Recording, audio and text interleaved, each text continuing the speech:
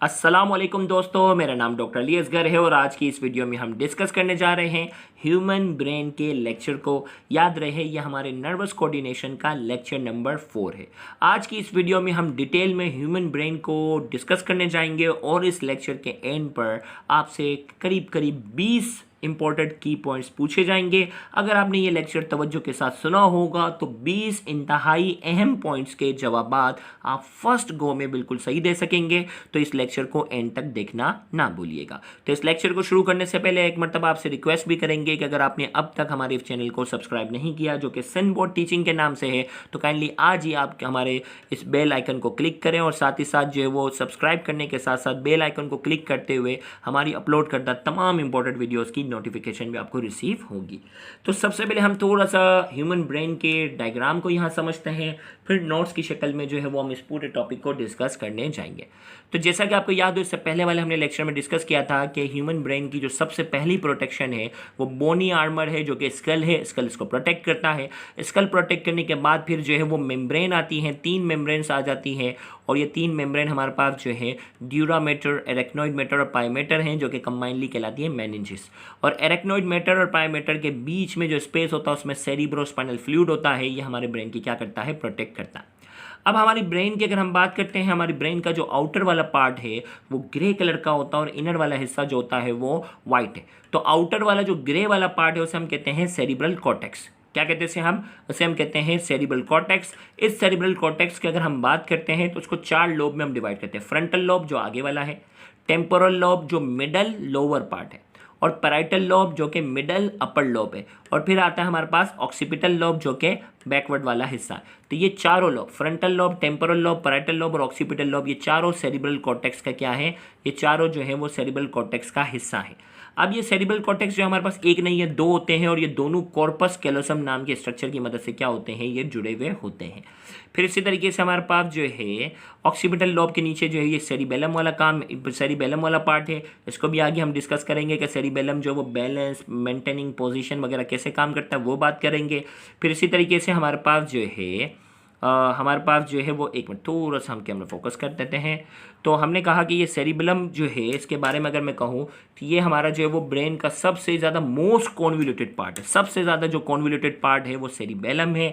और फिर हमारे पास जो है वो कॉर्पस कैलोसम के नीचे जो वो थैलेमस वाला पार्ट आता है, थैलेमस के नीचे हाइपोथैलेमस वाला पार्ट है, ये पिट्यूटरी ग्लैंड है। फिर हमारे पास आ जाता है मिड ब्रेन आता है, फिर हमारे पास आता है पोन्स, फिर आता है मेडुला ऑब्लोंगेटा। मेडुला ऑब्लोंगेटा हमारे ब्रेन का सबसे लोवेस्ट पार्ट है, और फिर आखिर में आ जाता है हमारे पास स्पाइनल कॉर्ड। तो ये सिर्फ नाम है, परेशान मत हो। फिर 1 बाय 1 हम जो है वो टॉपिक डिस्कस करते जा रहे हैं, फिर दोबारा मैं आपको डायग्राम से भी बताता हुआ चलूँगा। चले भाई, तो अब हम बात करते हैं ह्यूमन ब्रेन के हवाले से एग्ज़ाम में हमें किस तरह लिखना है, क्या पॉइंट्स हैं, क्या की पॉइंट्स हैं, वो सारे यहीं से निकलेंगे। तो सबसे पहले हम ह्यूमन ब्रेन के हम चलते हैं थोड़ा सा इंट्रोडक्शन की तरफ। The main component of central nervous system in human is a brain. अगर आपको याद हो, सेंट्रल नर्वस सिस्टम और पेरिफेरल नर्वस सिस्टम हम पढ़ चुके हैं। तो सेंट्रल नर्वस सिस्टम का जो मेन पार्ट है, the main component of the central nervous system in human is the brain. Brain जो है वो सेंट्रल नर्वस सिस्टम का जो वो मेन हिस्सा है स्पाइनल कॉर्ड के मुकाबले में, क्योंकि सेंट्रल नर्वस सिस्टम के 2 पार्ट थे, ब्रेन और स्पाइनल कॉर्ड। ब्रेन इसका मेन हिस्सा है।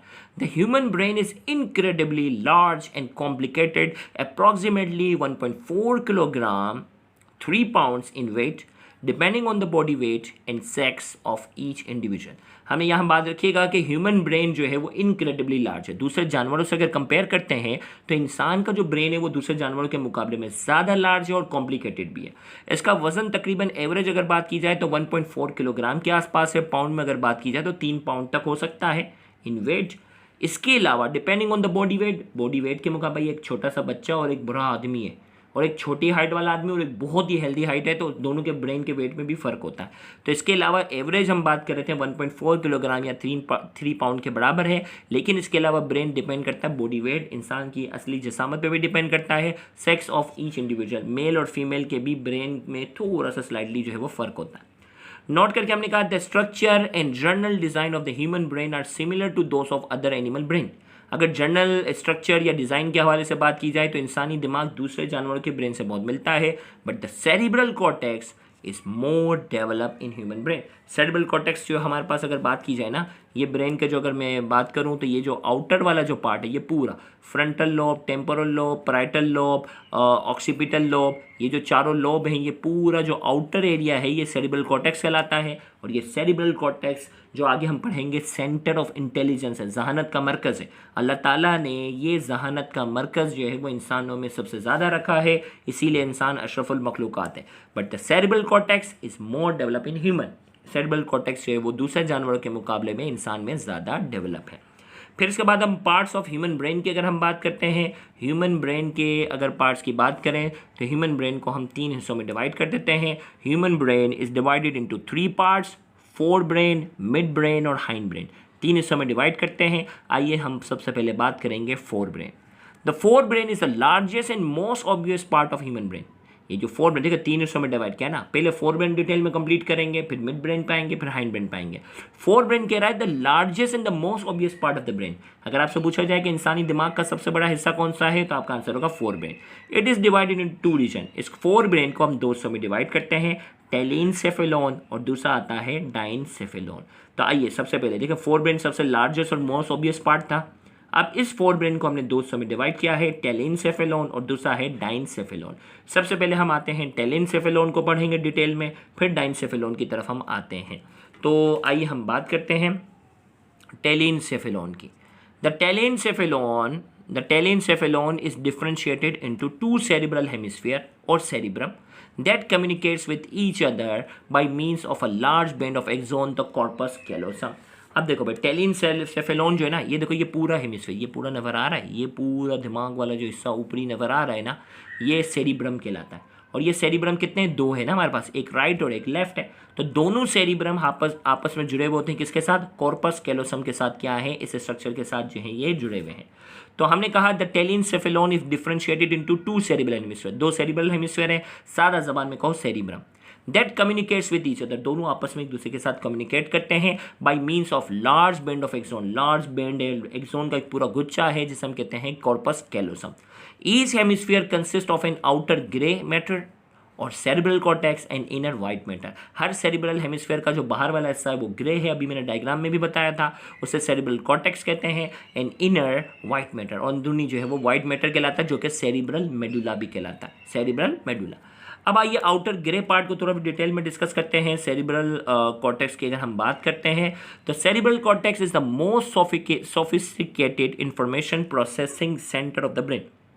ये most sophisticated information processing centre है। कोई भी इंफॉर्मेशन आती है उसको प्रोसेस करने के लिए ये सेंटर ऑफ इंटेलिजेंस भी कहलाता है। सेरिब्रल कॉर्टेक्स जो है ये क्या कहलाता है, सेंटर ऑफ इंटेलिजेंस भी कहलाता है। तो most sophisticated information processing centre अगर आपसे पूछा जाए तो आंसर होगा सेरिब्रल कॉर्टेक्स। इसके अंदर अल्लाह ताला ने, it contains over 10 to 15 million neurons are packed into this thin surface layer. ये जो बाहर की जो सरफेस लेयर है इसमें अल्लाह ताला ने 10 से 50 अरब, ज़्यादा नहीं, 10 से 50 अरब, ये इतनी बड़ी क्वांटिटी है जिसका हम तस्वर भी नहीं कर सकते। सिर्फ इस सेरिब्रल कॉर्टेक्स में हमें अल्लाह ताला ने ये न्यूरॉन दिए हैं, 10 से 50 अरब न्यूरॉन जो है इस आउटर थिन सरफेस में दिए। The surface of the cerebral cortex is highly convoluted which increase the surface area of cerebral cortex 3-fold, 3 गुना इसके सरफेस को बढ़ाते हैं। कॉन्वुलेट देखो, एक होता है स्ट्रेट, एक होता है स्ट्रेट, एक होता है मुड़ा हुआ। ये इतना ज़्यादा कॉन्वुलेटेड होता है कि ये कॉन्वुलेटेड चीज़ जो होती है वो सरफेस एरिया को क्या कर देती है, बढ़ा देती है। यानी अगर इस पूरे ब्रेन को खींच कर अगर बिल्कुल फ्लैट कर दिया जाए, पेपर की तरह बिल्कुल स्ट्रेट कर लिया जाए, तो इसका सरफेस एरिया जो है वो 3 गुना ज़्यादा होगा। क्या होगा, 3 गुना ज़्यादा होगा। तो 3 गुना छोटे एरिया के अंदर मोर के जो है वो अल्लाह ताला ने ब्रेन को क्या किया हुआ है, एडजस्ट किया हुआ है। तो हमने कहा the surface of the cerebral cortex is highly convoluted. इसका सरफेस जो होता है वो बहुत ज़्यादा हाईली कॉन्वुलेटेड होता है, which increases the surface area of cerebral cortex 3-fold, जो कि इसके सरफेस एरिया को 3 गुना क्या कर देता है, बढ़ाता है। अब एनाटॉमिकली अगर हम बात करते हैं, एनाटॉमिकली सेरिब्रल कॉर्टेक्स के हमारे पास जो 4 हिस्से हैं। The cerebral cortex is divided into 4 region based on anatomical criteria. Structure की बेस पर सेरिब्रल कॉर्टेक्स को हम 4 हिस्सों में डिवाइड करते हैं, फ्रंटल, पैराइटल, ऑक्सीपिटल और टेम्पोरल। अब देखो यहाँ frontal lobe, temporal lobe, parietal lobe और ऑक्सीपिटल लोब स्ट्रक्चर में हमने इनको क्या किया है, डिवाइड किया है। जबकि फंक्शन के लिहाज से हम इसको क्या करते हैं, 3 हिस्सों में जाकर क्या करते हैं, हम इसको डिवाइड करते हैं। तो फंक्शन के लिहाज से अगर मैं बात करूं तो फंक्शन के लिहाज से सेरेब्रल कॉर्टेक्स के जो है वो 3 हिस्से हैं। Functional area of cerebral cortex, the activity of the cerebral cortex fall into sensory area, association area, motor area। Activity के लिहाज से, फंक्शन के लिहाज से सेरिब्रल कॉर्टेक्स का जो है वो 3 एरिया हैं, सेंसरी एरिया, एसोसिएशन एरिया और मोटर एरिया। सेंसरी एरिया का काम क्या है? This area receive input from different body parts. Sensory area जो वो बॉडी के डिफरेंट पार्ट से वो इन्फॉर्मेशन लेकर आता है। एसोसिएशन एरिया क्या करता है? This area is a site of higher mental activities. Association area जो है वो हायर मेंटल एक्टिविटीज का मरकज है। हायर मेंटल एक्टिविटीज क्या है? इंटेलिजेंस, जहानत, रीजनिंग, किसी चीज़ के दलाइल हम देते हैं ना भाई, वो मेमोरी, याददाश्त, विच इंटरप्रेट्स और एनालाइज द इनकमिंग इंफॉर्मेशन, जो कि आने वाली इन्फॉर्मेशन को इंटरप्रेट करता है, एनालाइज करता है कि भाई मुझे क्या फ़ैसला करना चाहिए, क्या मकसद है हमारा। तो ये सारी चीज़ें जो हैं, ये जहानत का जो मरकज़ है वो क्या है? ये एसोसिएशन एरिया है सेरिब्रल कॉर्टेक्स का। फिर मोटर एरिया क्या है? This area control the response of the body. अब ये मोटर एरिया जो है वो क्या करता है? कौन सा रिस्पॉन्स देना है, कब कौन सा रिस्पॉन्स देना है, ये सारा फैसला जो है वो मोटर एरिया करता है।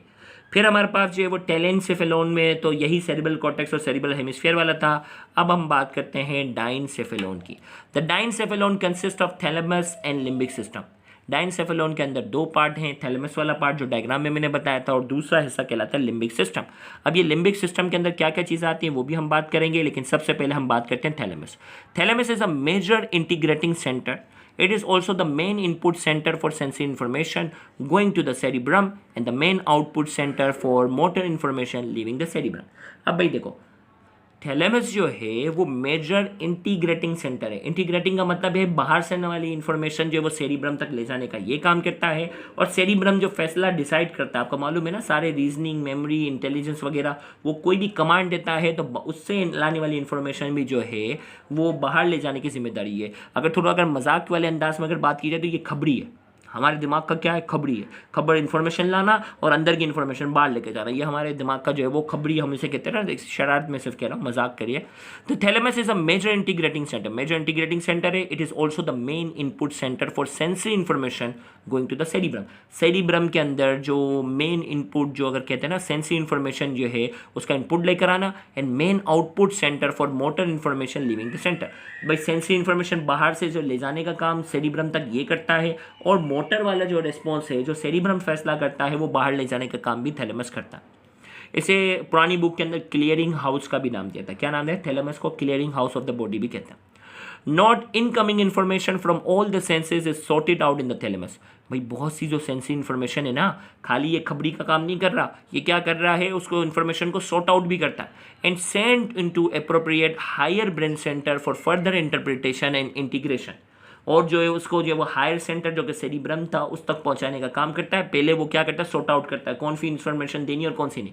कुछ लोग होते हैं ना क्लास के अंदर ढीठ होते हैं। आप अगर इसी थोड़ी सी और अच्छी वाली मिसाल ले लें, टीचर उनको क्लास में बड़ा बेइज्जत करता है। अगर आपका कोई अगर ऐसा दोस्त हो जो बिल्कुल ढीठ हो तो कमेंट सेक्शन में उसका नाम जरूर मेंशन कीजिएगा उसको। तो यहाँ हम ये बात करते हैं, कुछ स्टूडेंट जो होते हैं वो बड़े ढीठ होते हैं, क्लास में उसको बड़ा डांटो, कुछ भी करो वो हंसते ही रहते हैं। और कुछ स्टूडेंट जो होते हैं वो बड़े सेंसिटिव होते हैं। कुछ जो होते हैं वो क्या होते हैं? बड़े सेंसिटिव होते हैं। छोटा सा भी मजाक कर लिया क्लास में, उसका मुंह बन गया, पूरा साल उसने जो वो नाराजगी की इंतहा कर दी। इस तरह के जो 2 तरह के स्टूडेंट आपने अक्सर क्लास में देखे होंगे।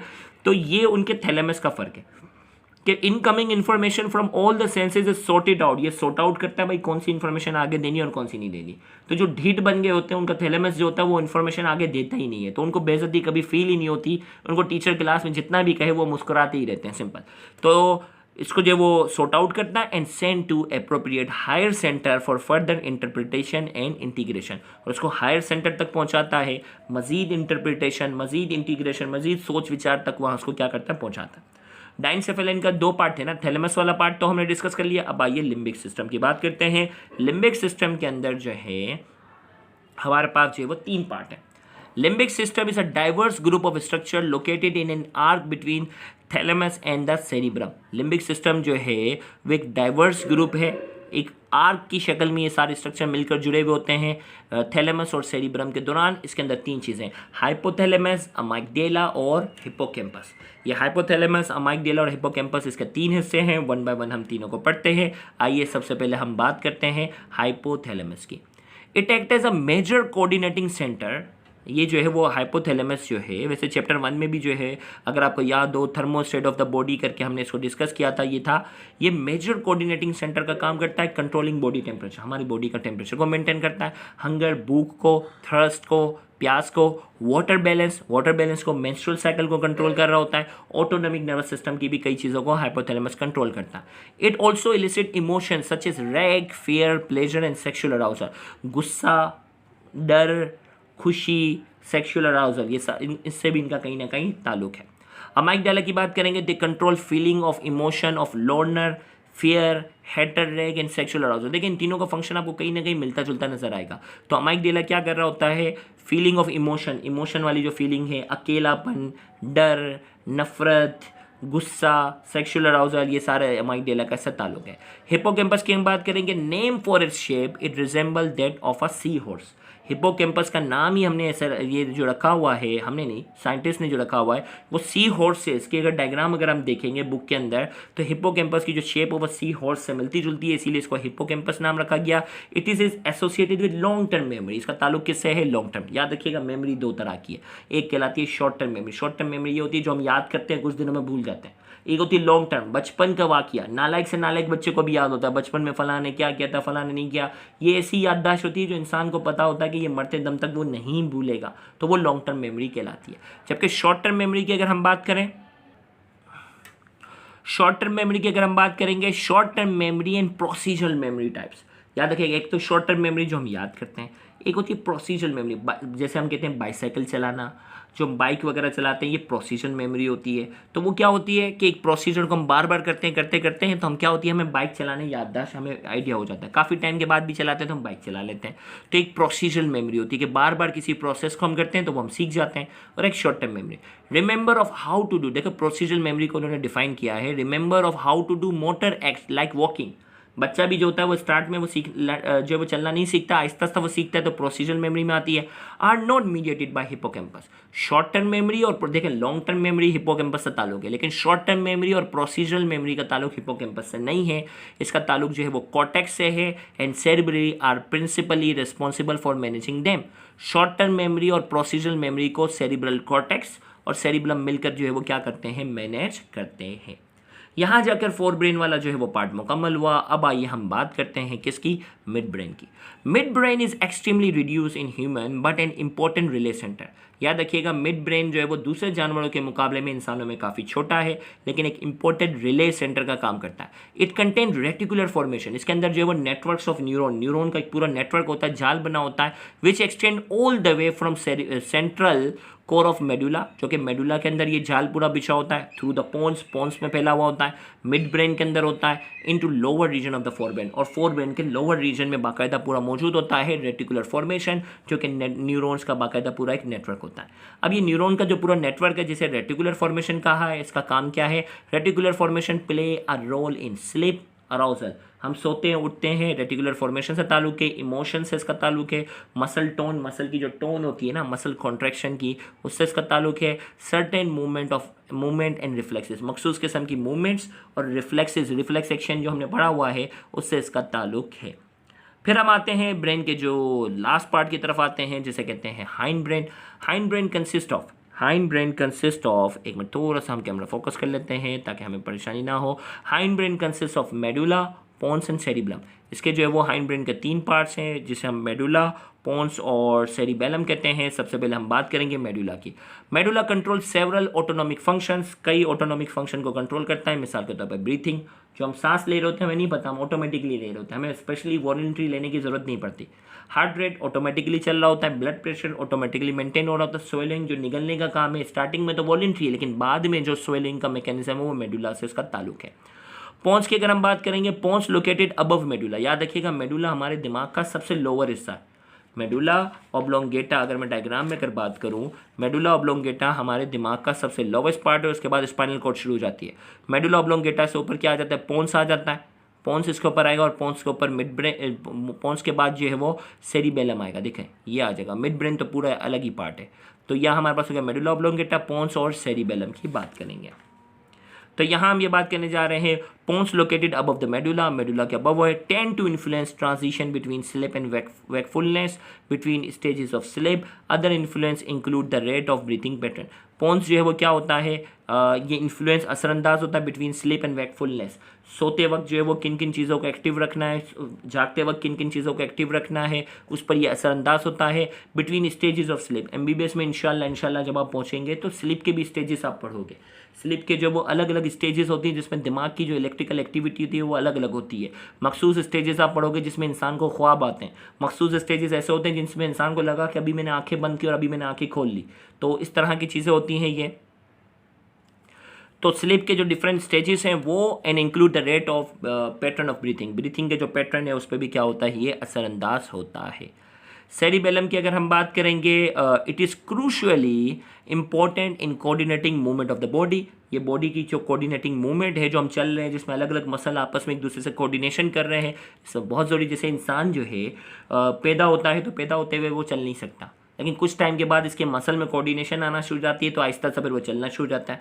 कुछ का जो सेरिबेलम होता है वो इतना ज़बरदस्त डेवलप होता है वो एक रस्सी पे चल जाते हैं प्रैक्टिस की वजह से. तो ये सारी कोऑर्डिनेटिंग एक्टिविटी का ताल्लुक किससे, सेरिबेलम से. It receive sensory information about the position of the joints and the length of the muscle. ये सेंसरी इन्फॉर्मेशन जो है वो डिफरेंट जॉइंट्स की पोजीशन, डिफरेंट मसल्स की लेंथ होती है उसके हवाले से रिसीव करता है, as well as information from the auditory and visual system. Auditory जो सुनने का निज़ाम है, देखने का निज़ाम है, सुनना, देखना, मसल्स और जॉइंट, इन चारों चीज़ों को कोऑर्डिनेट करता है जिसकी वजह से इंसान का क्या बनता है, बैलेंस बनता है. फिर इसके बाद जो है वो ब्रेन स्टेम की अगर हम बात करेंगे, ब्रेन स्टेम के अंदर जो है आपके पास जो है वो देखेंगे ब्रेन स्टेम पार्ट है. देखेंगे mid brain, pons and medulla. याद रखिएगा मिड ब्रेन, पोन्स और मेडुला ये तीनों मिलकर क्या करती हैं, ब्रेन स्टेम बनाने का काम करती हैं. MCQ में पूछा जाए brain stem consist of the mid brain, pons and medulla. तो हमने कहा कि it is the region at the base of the brain. ये ब्रेन के बेस पे ये रीजन है that is located between the cervical spinal cord and the deep cerebral hemisphere. और ये ब्रेन स्टेम वाला जो पार्ट है ये क्या है, स्पाइनल कॉर्ड है. ये स्पाइनल कॉर्ड का जो सर्वाइकल गर्दन वाला हिस्सा है उसके दरमियान ये ब्रेन स्टेम है. और डीप सेरिब्रल हेमिस्फीयर का जो डीप वाला हिस्सा है उसमें ये मिड ब्रेन, पोन्स और मेडुला ऑब्लोंगेटा ये तीनों क्या है, इन दोनों के दरमियान ये मौजूद हैं. तो हमने कहा that is located between the cervical spinal cord and the deep cerebral hemisphere. Deep cerebral hemisphere और सर्वाइकल स्पाइनल कॉर्ड के दरमियान है. Human have 3 distinct part to their brain stem. Brain stem के 3 पार्ट हैं, मेडुला ऑब्लोंगेटा जिसे माइलेनसेफेलोन कहते हैं, पोन्स जिसे माइटेनसेफेलोन कहते हैं और मिड ब्रेन जिसे मिजेनसेफेलोन कहते हैं. इन तीनों का नाम अच्छे से याद रखना है, MCQ में पूछा जा सकता है. Medulla oblongata is also known as, pons is also known as, mid brain is also known as. तो ये तीनों नाम याद रखिएगा. इन तीन ब्रेन स्टेम का काम क्या है, it play a crucial role in controlling some involuntary bodily function like breathing and heart beat. ये बहुत ही अहम किरदार अदा करता है इंपॉर्टेंट इनवॉलंटरी फंक्शन परफॉर्म करने में, ब्रीथिंग, हार्ट बीट वगैरह को कंट्रोल करने में अहम किरदार अदा करता है. अब आइए इस लेक्चर के हवाले से आपसे पूछे जाते हैं 18 इंपॉर्टेंट पॉइंट्स. अगर आपने ये लेक्चर तवज्जो के साथ सुना है तो 18 पॉइंट्स के जवाब आपने कमेंट सेक्शन में देने हैं. चलें भाई, तो बड़े अहम पॉइंट्स हैं MCQ के लिहाज से. Main component of the central nervous system. Central nervous system का मेन कंपोनेंट आपने बताना है. वेट ऑफ ह्यूमन ब्रेन का जो वेट आपने किलोग्राम में और पाउंड दोनों में बताना है. Dash is more develop in human than other animals. वो कौन सा पार्ट है दिमाग का जो इंसानों में ज़्यादा डेवलप है दूसरे जानवरों के मुकाबले में. Dash is the largest and most obvious part of the human brain. कौन सा जो पार्ट है वो सबसे लार्जेस्ट और मोस्ट ऑब्वियस पार्ट है ह्यूमन ब्रेन का. 2 cerebral hemisphere are joined by. 2 cerebral hemisphere किस स्ट्रक्चर की मदद से जुड़े हुए होते हैं. Cerebral cortex contain dash billion neuron. Cerebral cortex के अंदर कितने न्यूरॉन्स पाए जाते हैं. The surface of the cerebral cortex is highly convoluted which increase the surface area of the cortex dash fold. भाई सेरिब्रल कॉर्टेक्स का जो सरफेस होता है वो बहुत ज़्यादा कॉन्वोल्यूटेड होता है जिसकी वजह से उसका जो सरफेस एरिया होता है वो कितने गुना बढ़ जाता है. Dash area is a site of higher mental activities. भाई वो कौन सा एरिया है आपने बताना है. सेरिब्रल कॉर्टेक्स का वो कौन सा एरिया है जो हायर मेंटल एक्टिविटीज़ का माना जाता है. डाइनकेफेलोन कंसिस्ट ऑफ. डाइनकेफेलोन के अंदर कौन से 2 पार्ट्स हैं. लिम्बिक सिस्टम के अंदर कौन से 3 पार्ट्स हैं उसके नाम बताने हैं. Dash control body temperature, hunger, thirst, water balance and menstrual cycle. दिमाग का वो कौन सा हिस्सा होता है जो इन सारी चीज़ों को कंट्रोल करता है. Dash name for its shape and is resemble that of a C horse. वो दिमाग का वो कौन सा हिस्सा है जो अपनी शेप और अपनी जो रिजेंबलेंस है वो सी हॉर्स से मिलते जुलते होने की वजह से उसका नाम ये रखा गया है. उस पार्ट का नाम बताइए. फिर इसके बाद जो नेक्स्ट है dash is associated with long term memory. वो कौन सा पार्ट है जो लॉन्ग टर्म मेमोरी से ताल्लुक रखता है? Dash and dash control short term memory. वो कौन सा पार्ट है? शॉर्ट टर्म मेमोरी या प्रोसीजरल मेमोरी? वो कौन से दो पार्ट हैं जो शॉर्ट टर्म और प्रोसीजरल मेमोरी को कंट्रोल करते हैं? Dash is extremely reduce in human. वो कौन सा पार्ट है जो दिमाग के अंदर जो है वो एक्सट्रीमली रिड्यूस है? Dash control several autonomic function such as breathing, heart rate, blood pressure, swallowing. वो कौन सा पार्ट है जो कई ऑटोनॉमिक फंक्शन को कंट्रोल करता है? Breathing, heart rate, blood pressure और swelling. Dash is crucially important in coordinating movement of the body.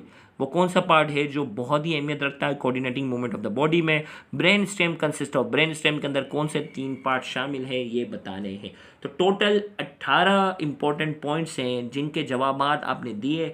अगर आप दे सकते हैं, भले लेक्चर को 2-3 बार सुने और उसको अच्छे से याद करने के बाद इन 18 पॉइंट्स के जवाब देने, तो इसका मतलब आपने ब्रेन से रिलेटेड सारे एमसीक्यू वाली बातें आपने ऑलमोस्ट वो क्या कर ली हैं, कवर कर ली हैं। उम्मीद करते हैं आज का ये लेक्चर आपके लिए इन्फॉर्मेटिव होगा। Thank you very much. अल्लाह हाफिज़।